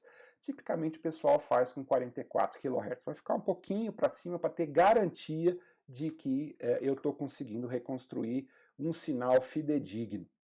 Tá? É até interessante, porque quando começaram a surgir os primeiros CDs, né, de áudio, as pessoas tinham muita dúvida se esse processo de digitalização poderia causar perda ou não do sinal sonoro. E tem muita gente que fala que o sinal digital não é tão bom quanto o sinal analógico, porque está tendo perda, mas a gente sabe aqui que se o Nyquist tem razão aqui, se a gente fizer a nossa amostragem a pelo menos 40 kHz, tipicamente a 44 kHz, nós não vamos conseguir distinguir a diferença do sinal reconstruído para o sinal original. Tá certo? Mas o que acontece se a gente não segue o teorema de Nyquist? Aí nós vamos ter um fenômeno que a gente chama de subamostragem. E olha o que pode acontecer quando a gente tem subamostragem. Vamos imaginar que o sinal original que eu gostaria de amostrar é essa onda senoidal bem rápida que está acontecendo, essa mais clarinha, né, que está em cinza. Eu aqui fiz uma amostragem que viola o teorema de Nyquist. E aí as amostras que eu consegui levantar são esses pontos escuros que estão colocados aqui. E aí, quando eu faço a reconstrução do meu sinal, eu vou ter o quê? Eu vou ter aquela senoide grandona, né? Ou seja, o período original do meu sinal era um período de 526 microsegundos, e depois do processo de amostragem, eu encontrei uma onda senoidal com 10 milissegundos de período. Né? Vocês percebem como que essa subamostragem completamente deteriorou e me gerou um sinal falso ali? Esse sinal que eu amostrei, ele é totalmente falso com relação ao sinal original. Né? Então, nós temos que tomar muito cuidado com esse teorema de Nyquist, porque se a gente não adotá-lo, a gente incorre nesse problema de subamostragem. Tá ok? Ficou claro isso aqui, gente? Não tem nada também de muito, mas dá para ver nitidamente aqui que essa senoide amostrada não tem nada a ver com a senoide original. A gente deu ali coincidência de pegar valores intermediários aí, mas poderia ser qualquer coisa, tá? Dependendo do período aí que a gente colocasse para a amostragem. Tá? Aqui a gente está fazendo uma amostragem de 500 microsegundos, bem próximo ali do período da minha onda original, por isso que não tá funcionando. Tá? Mas vamos ver um segundo tipo de conversor analógico digital. Por quê? Porque esse conversor de rampa, ele tem esse problema de eu ter que ter aquele contador inteirinho, tá certo? Então, fiquem imaginando, né, se eu tenho um conversor de 8 bits, eu vou ter que contar até 255, medir cada um, quer dizer, vai ser um processo bem lento. Né? Vocês vão ver que esse conversor analógico digital de aproximações sucessivas, ele é um pouquinho mais inteligente. Observem o hardware dele ali, ele é basicamente aquele hardware básico que é muito parecido com o do conversor de rampa. Mas a minha lógica de controle aqui, ela vai ser um pouquinho diferente. A gente vai tentar usar aquele comparador, não incrementando gradativamente o sinal, mas jogando valores ali no meio, usando uma lógica de aproximação, que nós vamos chegar no mesmo resultado, mas de uma maneira muito mais rápida. Tá certo? Como é que vai funcionar isso aqui? Aquela lógica de controle, originalmente ela reseta todos os bits, e aí ao invés de começar no dígito menos significativo, ela vai começar no dígito mais significativo. E vai forçar esse bit em 1. Então logo de 0, pum, eu passo para um valor lá para cima, que não é o máximo, mas é um valor lá para cima, que vai ser o 10000. E vou jogar isso ali naquele registrador de controle, vou colocar ali no meu conversor digital analógico, que vai me gerar uma tensão de referência, e eu vou ter aquela comparação ali. Tá certo? Se o VAX, que foi gerado pelo conversor, for maior do que o VA, isso significa que aquele meu chute foi alto demais. Né? Aí eu vou ter que fazer o quê? Vou ter que resetar aquele bit para 0. Aí eu vou verificar se todos os bits foram verificados. Não foram, eu só estou no primeiro, tá certo? Aí eu volto para o próximo dígito mais significativo, o menos daquele lá, né? Então, se eu peguei o bit mais à esquerda, eu vou pegar o mais à esquerda mais 1, tá certo? E vou fazer a mesma coisa. Vou forçar ele ser em 1, vou ver se o VAX ficou maior, senão eu reseto para 0, senão eu simplesmente fico nesse loop até que todos os bits foram verificados e aí a conversão está completa e o resultado está no registrador, né? Nós fomos guardando cada um desses bits aí que a gente foi testando, tá certo? Vocês perceberam que usando uma sequência um pouco mais inteligente do que aquela rampa que ia subindo, nós conseguimos diminuir bastante o tempo de conversão? Por quê? Vamos lá. Usando o conversor de rampa, se eu tivesse um conversor de 4 bits, quantos pulsos de clock eu teria que testar? Teria que testar 16 vezes, até, no máximo, né? Até chegar no que a gente quer. Usando esse conversor de aproximação sucessivas, com 4 vezes, com 4 testes, eu já chego na minha conversão finalizada. Vocês perceberam como é legal isso aqui? Né? O tempo de conversão para uma resolução de n bits vai ser, então, de n ciclos de clock. E isso independe do valor de tensão analógica, porque a gente vai ter que testar sempre todos os bits. Então é um valor sempre fixo. Tá? Então aqui essa figurinha, de certa forma, repete aquela outra lá, mas a gente vê ali do lado direito o resultado, né? O primeiro teste, ele não funcionou, ele ficou, então foi ali para 8, depois ele foi para 12, depois ele desceu para 8 de novo, depois ele foi para 10, depois ele foi para 11 e concluiu a conversão ali em 10 volts. Tá certo? Então, nesse caso aqui, né, com um número bem menor de operações, eu consegui chegar no mesmo tipo de conversão. Então, um processo um pouco mais inteligente. Esse conversor é um conversor que ele é mais eficiente do que o conversor de rampa. Tá? Aqui nós temos um exemplo de um chip, né, o ADC0804, que é um conversor analógico digital que usa essa técnica de aproximações sucessivas. E aqui tem um pouco da pinagem para vocês entenderem como é que ele funciona. Tá certo? Então tem ali, olha, o meu sinal, como é que chama? O meu sinal de entrada, né? Normalmente eu tenho ali como é que chama? O VIN, né, que é a minha tensão de entrada, eu tenho o positivo e o negativo para poder ter a diferença entre eles, né? E aí ele está entrando no conversor, na saída eu tenho ali os pinos de D7 até D0 que vão estar com o valor do digital da conversão, tá certo?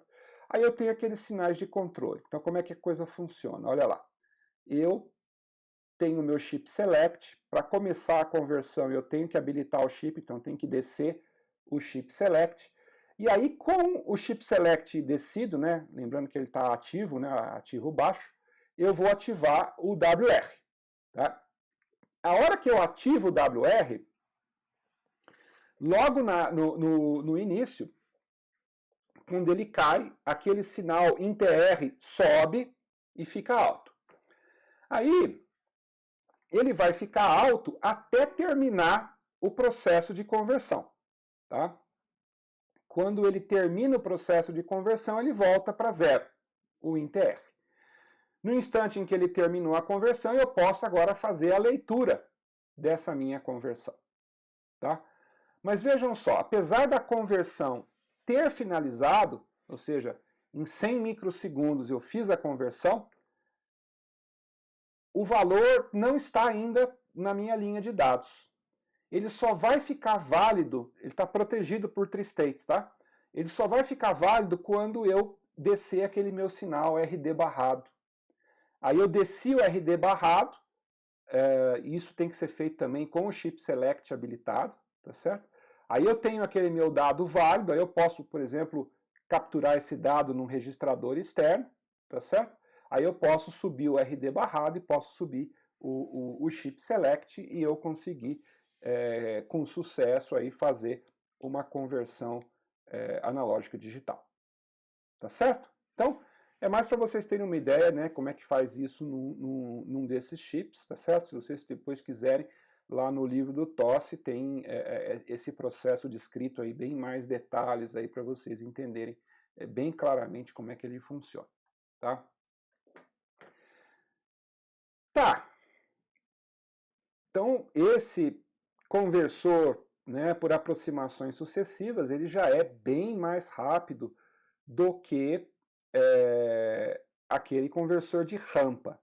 Mas mesmo assim ele tem que passar por vários estados intermediários, pelo menos com relação ao número de bits. Tá? Isso pode ser problemático quando eu quero fazer uma conversão analógico-digital num sinal muito rápido. Porque como ele tem um tempo para que a conversão seja feita, isso pode inviabilizar o tipo de sinal que eu posso estar convertendo com esse conversor analógico-digital. E aí era necessário se criar conversores analógico-digitais de maior velocidade. E aí o pessoal acabou criando esse conversor analógico-digital, que é o conversor flash. Tá? É um conversor de uma velocidade bem mais rápida do que aqueles outros dois, tá certo? Mas ele também tem um circuito muito mais complexo e muito mais caro. Tá? Por quê? Porque a gente vai precisar de um amplificador operacional para cada nível de resolução. Então lá o que a gente ia fazendo? A gente ia mudando a entrada, tá certo? E a gente ia fazendo o quê? A gente ia usando um único circuito comparador. Aqui eu vou ter um circuito comparador para cada um dos níveis possíveis aí de conversão analógico-digital. Tá certo? Esse exemplo aqui é um exemplo bem complicado para vocês perceberem que só esse conversor é um conversor horrível, de 3 bits. Tá? Ele está aqui só para ilustrar, não é um conversor real, não. O conversor real tem um número muito maior de componentes. Mas qual que é a lógica? Olha, eu tenho ali uma ponte de resistores, tá certo? Aonde eu vou gerar ali sinais de referência. Olha, 1 volt, 2 volts, 3 volts, 4 volts, 5 volts, 6 volts, 7 volts. E aí eu vou estar gerando esses sinais, vou estar alimentando cada um daqueles amplificadores operacionais atuando como comparadores, tá certo? E aí, se o sinal for maior do que aquele da entrada analógica, eu vou estar criando valores ali em C1, C2, C3, C4, C5, C6 e C7, e eu vou ter um codificador de prioridade que vai pegar aquele que está maior, tá certo? E vai sair com a conversão do lado de lá. Então vocês percebem que esse conversor analógico digital, basicamente ele faz todo aquele processo que era feito anteriormente, só que em vez de fazer de uma forma iterativa, ele faz isso o quê? Colocando redundância no hardware e mandando fazer tudo isso ao mesmo tempo. Tá? Como eu falei, é um circuito bem mais complexo. Por exemplo, se for um conversor de 6 bits, eu vou precisar de 63 comparadores. Se for um conversor de 8 bits, eu vou precisar de 255 comparadores. Um conversor de 10 bits, eu vou precisar de 1023 comparadores. Então dá para perceberem como é caro construir um conversor flash. Em compensação, o tempo de conversão independe de um sinal de clock e não demanda temporização. Ele simplesmente é basicamente o tempo de propagação das portas, aí ele já sai com um sinal convertido do lado de lá. Tá certo? Esse conversor ele tem um problema. A tecnologia não permite que a gente tenha uma conversão com um número grande de bits. Se usando as técnicas de rampa ou de aproximações sucessivas, eu consigo gerar conversores com um grande número de bits, eu não consigo fazer isso com um conversor flash, porque ele vai ficar muito custoso e grande demais, e aí eu não vou conseguir construir esse dispositivo, tá certo? Então, a gente consegue ter rapidez, porém o que acontece? A resolução de um conversor analógico digital é sempre de um número pequeno de bits, tá? No livro lá o Tossi fala que tipicamente é difícil você encontrar conversores analógico digital do tipo flash com mais de 10 bits. Parece que 10 bits é ali o limite, o que é um sinal bem ruinzinho, tá certo? Mas, enfim, ele é muito rápido, tá? Então, a gente está trocando o quê? Aumentando o erro de quantização, mas para poder conseguir amostrar sinais que são rápidos demais, tá certo? Existem vários outros métodos de conversão analógico-digital. Lá no livro eles explicam alguns desses métodos com um pouco mais de cuidado. Aqui nós vamos só mencionar eles para vocês, né? Tem o conversor de rampa dupla, o conversor de tensão-frequência, o conversor de modulação sigma-delta e o conversor de pipeline, tá certo? E aí, dependendo do uso que a gente quer fazer desse conversor, a gente vai usar uma ou outra tecnologia, tá? Tipicamente, o que a gente usa? Para medição industrial de precisão, tá? Se eu estiver fazendo medições de sinais DC, né, corrente contínua, com algum tipo de instrumentação, aquele conversor de rampa dupla que a gente colocou ali em cima, ele é extremamente eficiente, gera um sinal de alta precisão, mas o que acontece? Ele tem que ser um sinal DC, porque se ele variar muito, o conversor já não vai funcionar direito. Isso aí funciona, por exemplo, no multímetro, tá certo? Ou qualquer coisa aí que tenha uma ordem de variação relativamente grande, aí eu posso estar usando um conversor desse tipo, né? Se eu estiver usando essa medição para monitoramento de sensores e para controle de motores, eu vou usar um conversor sigma-delta. Para voz e para áudio também o sigma-delta funciona bem. Para aquisição de dados um pouco mais rápidos, vou usar o conversor de aproximação sucessiva.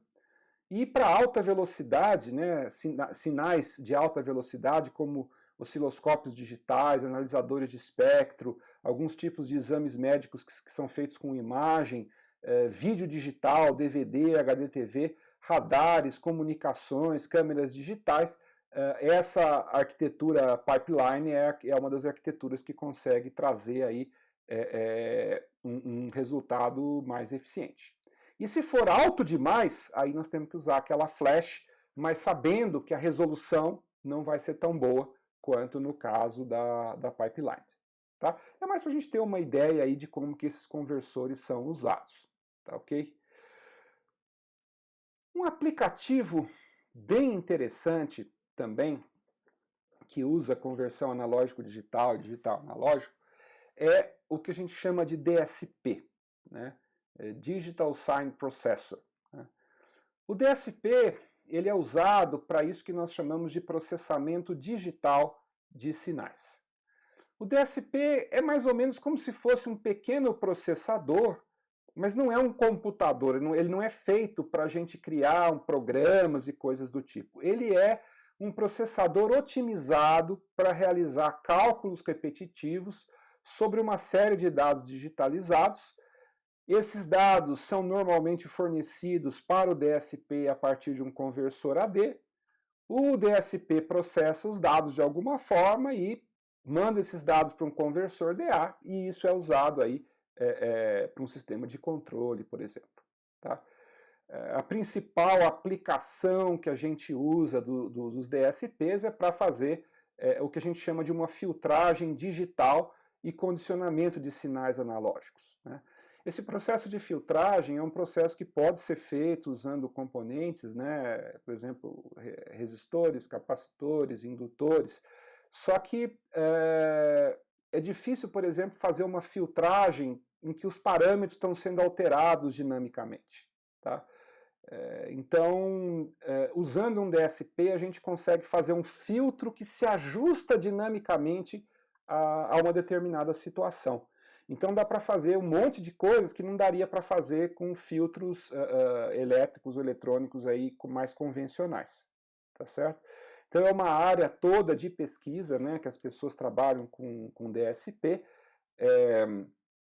dependendo de que área que vocês forem seguir aqui na faculdade, pode ser que vocês acabem entrando aí um pouco mais na área de telecomunicações, vocês vão perceber que os DSPs são muito utilizados aí na área de comunicações, tá certo? Aqui a gente colocou aqui mais para mencionar, né, mas em telecomunicações os DSPs são muito utilizados, tá?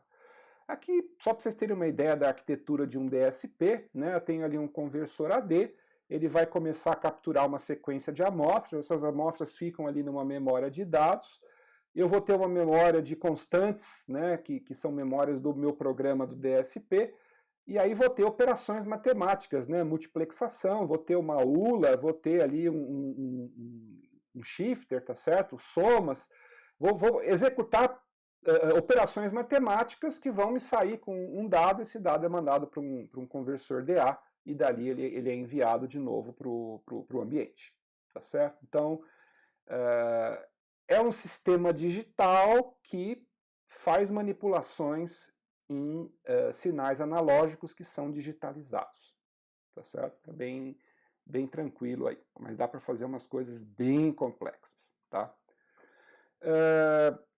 E aí, para a gente terminar, vamos ver aqui algumas aplicações típicas, né, de interfaceamento analógico. O tipo mais comum de interfaceamento analógico é em sistemas de aquisição de dados, que a gente já viu, né? Então eu tenho ali o meu sistema monitorando um ambiente, um processo industrial, ou eu tenho uma informação de áudio que eu estou capturando, ou um vídeo que eu estou capturando. Esses dados, então, são coletados por um conversor analógico digital, primeiro por um transdutor, obviamente, que nem está ali na figura, né? Precisa ter o transdutor para transformar a grandeza física num sinal elétrico. Eu tenho um sinal analógico elétrico, vou ter ali um processo de amostragem ou retenção, que eu não cheguei a entrar em detalhes aqui, isso aí vocês vão ver bem mais lá na frente no curso, quando vocês estiverem estudando teoria de controle. Por enquanto não vale a pena a gente entrar nesses detalhes. Esse sinal analógico, então, vai entrar ali num conversor analógico digital, que vai estar mandando um sinal digital para o computador, e o computador vai estar armazenando esses dados aí, ou fazendo algum tipo de operação. Pode estar mostrando isso num display, pode estar usando isso para controlar um sistema ou um processo, tá certo? Então é um sistema de aquisição de dados. Aqui nós temos um outro exemplo também de uma câmera digital. Eu tenho aí uma imagem que é capturada por um dispositivo acoplado de carga, né, o famoso dispositivo CCD, uma câmera CCD, né? Essas tensões analógicas que são capturadas pelo dispositivo CCD, elas são amplificadas, são digitalizadas por um conversor analógico digital.